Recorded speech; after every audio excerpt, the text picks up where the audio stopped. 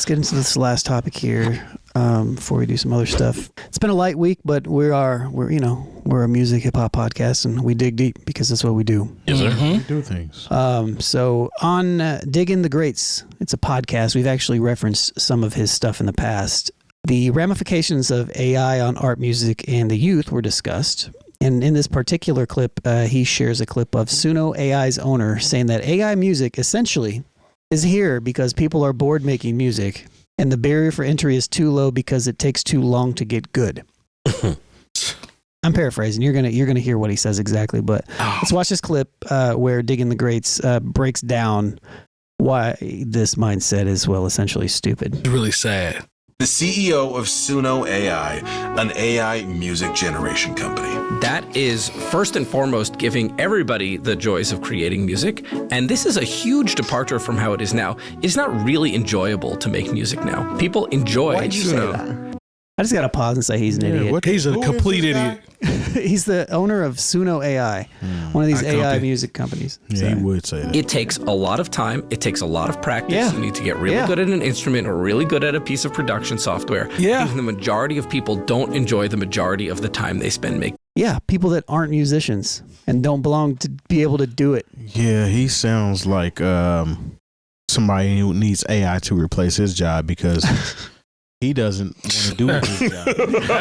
That's funny. What it That's boils down funny. to. Nobody wants to do their job anymore, so let's rely on AI. Do your job, Suno guy. Music. If people don't enjoy making music, then what is live music?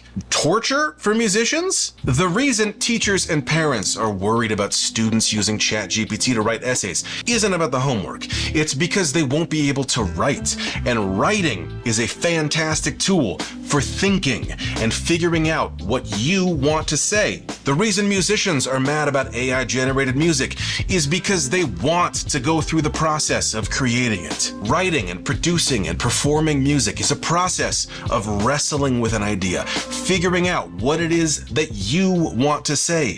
Yeah. I'm scared of the future. Bro, this is really disheartening, man. This is really sad, bro. It's just like, So, I feel like our entire episode is this type of interesting theme today about, I don't know. Like, I wouldn't be surprised if he's got a YouTube channel where he talks about hip hop. Talk about the Suno guy. It's really sad because I love how the guy from Digging in the Greats brought it back to, just education. Digging the Greats, I'm sorry. Brought it back to education and lack of ability to write and be creative.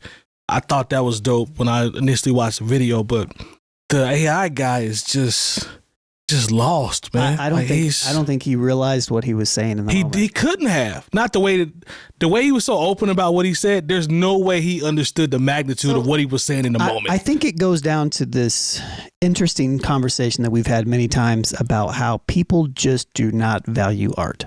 Yes. Generally, people don't value it, and they just see it as like, we love art. We love it. We consume it constantly. It's literally in your car when you're going somewhere else. You're watching it, on Netflix. Everything you watch creators. We're watching a creator, to reference this. The Suno guy is making stuff for people to consume, and it's fake art, but whatever. Mm-hmm. And people don't like making music. But for him to say that, yeah, but so openly though, bro. Yeah. But at the same time, it's like, we as a society, we are leaning towards an area, and we're kind of going towards it very fast to where, like, we have to be very protective of art. You know what I mean? And just the creative space. Be very, in general. very protective of artists. No, that as well. But artists, yeah, the Artists and art. The artists that are actually creating art. You know what I mean? Yeah. Like, because it's one thing to use AI as a tool, and it's another thing to just replace everything. Shout out to DJ Nate Jeezy. He was a DJ out on the East Coast, and He was a DJ. He's not anymore. he still be DJing. Oh, okay. Well, you Yeah, said Nate's was. still out. Nate's still out there. Don't do that, Lon. Don't mess with me. That's He had a conversation with him. It's funny that this is a topic. He literally told me a story about someone that wanted DJ lessons, and he told them the rate. This is how it works. This is how much it costs to get the equipment, how much you're going to have to invest into yourself, right? We know this story. I know you know. So she said, the young lady that wanted to take the class said, nah, I don't want to do all that. I just want to be able to take 2 or 3 courses so I can show up and just play music. It's exactly what we're talking about here. Nobody wants to go through the process. She literally said, just give me a couple classes so I can play the music. I don't care about blending it. I don't care about none of that. I just want to be able to play music and get paid for it. And Nate looked at her just like we're looking at this guy who's saying this. Literally. This is why gatekeeping is still kind of relevant because, look, this is exactly what we do at Decademics. Yes. I mean, Yes. Shouts to Metronome, Nick, and everybody teaches there. Like, we bring everybody in at the same level. No matter, there's very, very few people that come in that have some experience and they just need some supplemental courses, some advanced stuff. Like some people do. Yeah. But most anybody that says, "Oh yeah, I've DJed gigs or I've done this in the past," they don't know how to handle a turntable. Yeah. They don't know any of that. So they don't know how to mix anything. I have conversations all the time with my students about, like, shouts to one of my students, not going to name him by name, but this is the second time he's taken my course. Yeah. He's really interested. He's young. He's in his early 20s.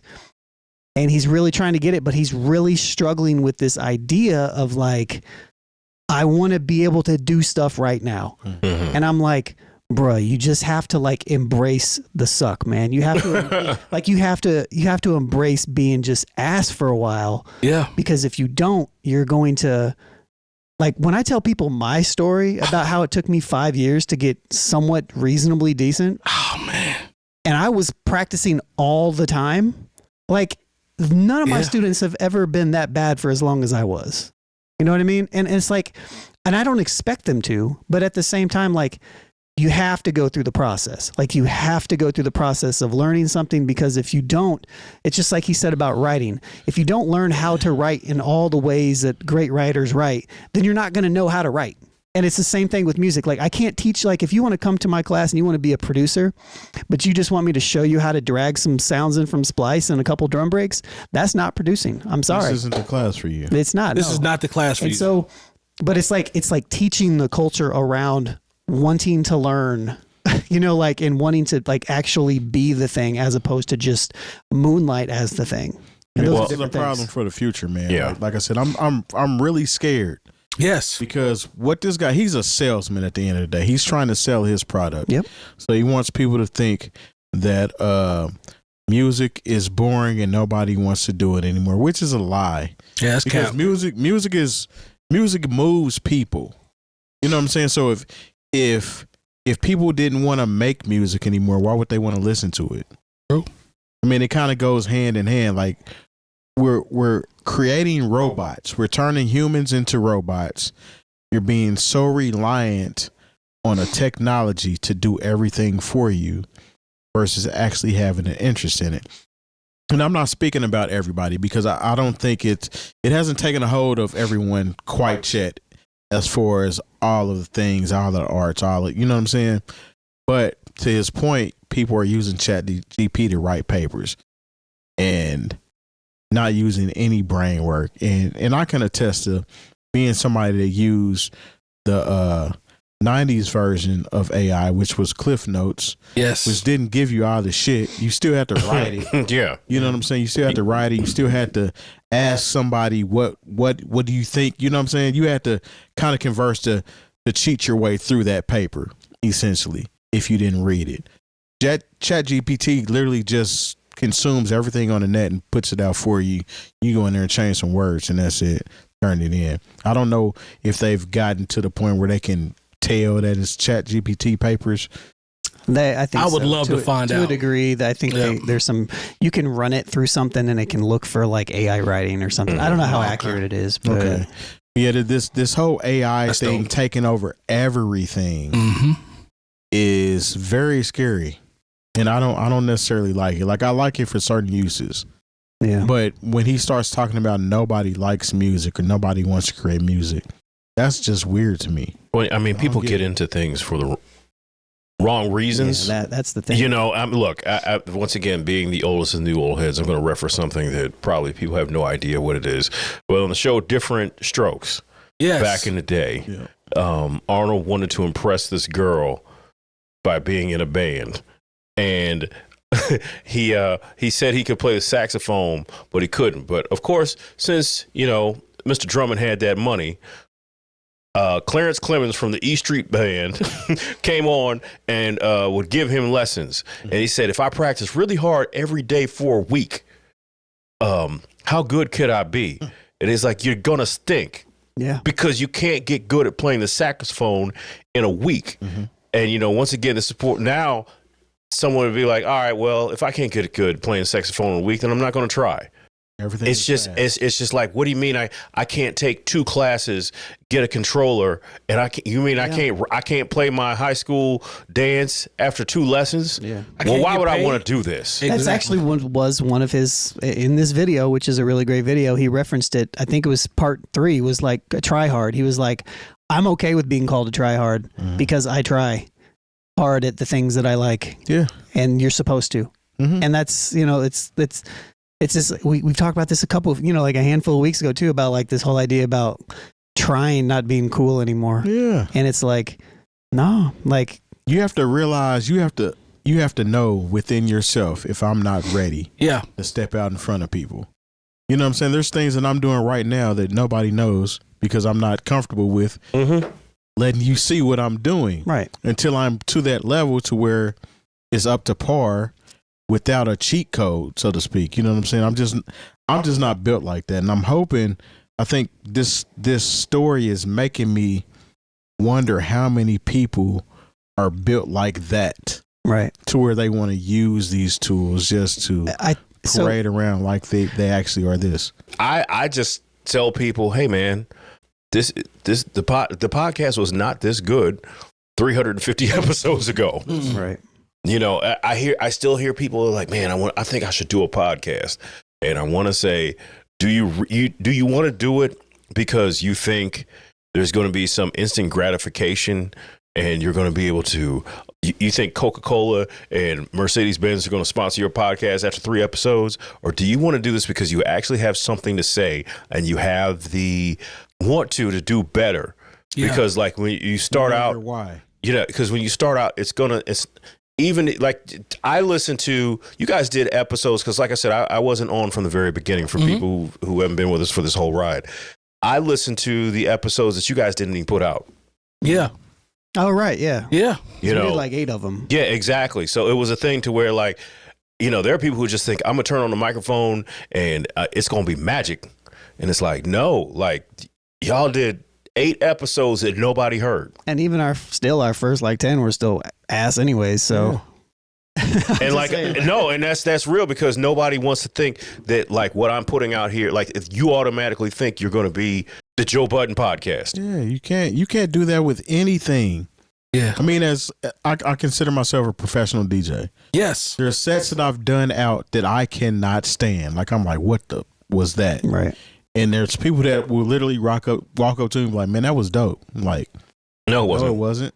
Yeah. Like, what do you mean? I'm like, that wasn't dope. I didn't like that, like at all. And there's nothing you can tell me that's going to change my mind about. I don't care if 5 people come tell me that. Right. Doesn't matter. I still I feel like, no, that wasn't dope. I didn't like it at all. I felt like I was missing the mark. I felt like I could have did this and I didn't do that. That comes as somebody that embraces a craft and wants to actually be there, versus somebody that's doing it just to be seen. For the adulation. You know what I'm saying? When we do this show, we feel like we're contributing something to the culture. Facts. Because I wouldn't show up here just to be in here bullshitting, because I'm not saying there are other podcasts like that, but I think it's easier where you just turn on the microphones and it'd be like, did you see what so-and-so said about so-and-so? And it'd be like, man, and these, why women be shopping? It's so easy to do that. And that's what a lot of podcasts are. And a lot of times those podcasts is frustrating because you see them talking about basically nothing at all. Nothing. And you look at the numbers and be like, what? People want to be seen. And I think that's where the average person differentiates for somebody that's going to rely on this particular type of technology in order to make their tool to make their music for them. Because I don't think we have problems even advertising ourselves. Mm-hmm. You know what I'm saying? This is something we love doing. This is therapeutic to me. Facts. But I'm not a big advertiser for what we do. Like I do it here and there, and I should be better about that. But to me, it's not like shining a light on myself is bigger than myself. This is just something that we do that I love doing. But it's not about me. And I think a lot of people view things that they want to do as something that's Centering just, them. Yeah, just putting them in the forefront in the spotlight. And I want to be that person. So I'm going to use this AI to make this album, and I'm going to push it like crazy, even though I didn't write none of this shit. Yeah. You know what I'm saying? I mean, I thought about like 3 or 4 years ago in the back of my mind, so I can create just a dummy name. I can just pump all this music out there. I already know how to put all this on all these platforms. But you were going to actually make it. Nah. Oh, so you really were gonna go? I was gonna like trick the system that was already tricking off me, like tricking me on, like that's a bar. you know. I can't remember if we talked about this, but the guy who literally made all these AI songs and knew how to do the bots and basically made $10 million off of AI songs and tricking the system, and you know he got federally charged. I'm like, they went after him. I was like, I'm sorry, but Pirate Bay. he didn't. I'm sorry. As far as I'm concerned, he just figured a way to make it happen for himself in the game. That he was given. You know, That's he's still going to looked at it, but yeah, he's still going to jail, I think. But I do remember that story. But I was thinking, I was like, man, they're not paying for nothing. I bet there's a way that I can figure out how to finagle this system. Yeah, you know. He probably went. Now, if he'd have just done it to where he was getting like $500,000-$600,000, maybe Stay out the way. But sometimes when you take it to the next level and they got to write you a check for $10 million, somebody's like, once he hit that first million, he should have. I'd have stopped at a mill. Is it? Did what it was supposed to do. 10 million. You 10 million. Somebody's going to be like, all right, we got to see what's going on. People here. pulling up at that point. There's people who do concerts and put out albums on the Billboard charts that don't generate $10 million off of streaming. Yeah. Now I will say this though, regardless of AI, there are people that do get into the music game specifically to chart for one reason, and that's to make a viral hit, and that's it. Yeah, we've talked about that. This is true. Yep. That's a fact. So I guess it's not too far-fetched to think that somebody would use AI in order to generate a whole situation. Think about themselves on. Being famous is more important than being great. There it is. Think about what we're talking about. When you're in a generation or you're in an era where people are rewarded for, things of that nature, or the simplicity that you're talking about, yeah, people are going to try to go cut as many steps out as possible to get to the point, because they know the more numbers, the more people are going to start paying attention. And the next thing you know, mama, we made it. Yeah. And I'm not, to some extent, I'm not even like super upset at the people. Mm-hmm. Like I'm a big system blamer. Like, yeah. Like that's the way that I like to kind of lean towards this, but at the same time, it's like kind of showcases this inherent problem with self-worth. Yeah. Like if you feel like you want to be famous after 2 weeks of doing something, or you want to be good after, like, you don't want to put any work into it. It's like, who raised you type thing. So I saw, Lone, you'll be able to understand this. I saw a video. I should have sent it to you, but I forgot. Of a gentleman that was talking about what you mentioned, Splice.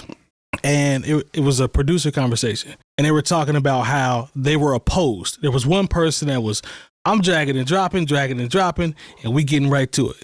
And the other guy was like, yeah, I like some of the loops that are in there, but I'll manipulate them. I'll chop them up. I'll rearrange them. I'll change some sounds. I'll create my own version of what's what. And they were going back and forth talking about it. And the guy that was a drag and drop got so frustrated, and he kept saying, why are you working why are you trying to work so hard? Why are you being so creative when it's already done for you? And I looked at it, I'm like, I felt so weird, because I felt the other guy where he's like, no, I can flip it. I can freak it. We're going to turn it into my version of what this is. We need to start calling these people something specific. Like you're not a producer. What do we call it? A manipulator. The other guy, master manipulator? Yes, a master manipulator. Bro, I felt the other guy, because he's like, nah, I got my own vision. I'm just going to use this as a template, like sampling. Yeah. The other guy was like, nah, 1, 2, 3, 4, boom, we out of here. Yeah. So I don't know, man. It's going to create a lot of dummies, in the future. But where's John Connor when we? Oh man, I don't even think Gobo know who John Connor is, but we'll show him. Yeah. Yeah.